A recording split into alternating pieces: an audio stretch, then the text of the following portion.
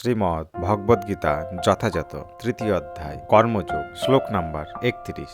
ইয়া মে মতমিদম নিত্যম অনুতিষ্ঠ্যন্তি মানব শ্রদ্ধাবন্তে হনস্যন্তু মুচ্যন্তে তে অপি কর্মভি।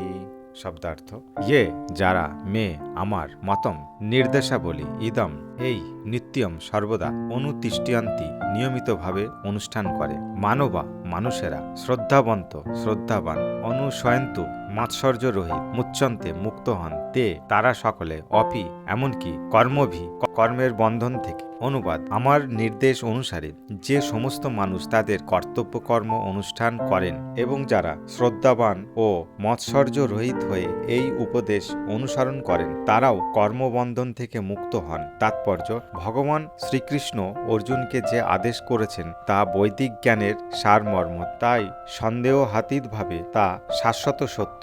বেদ যেমন নিত্য শাশ্বত, কৃষ্ণ ভাবনার এই তত্ত্বও তেমন নিত্য শাশ্বত।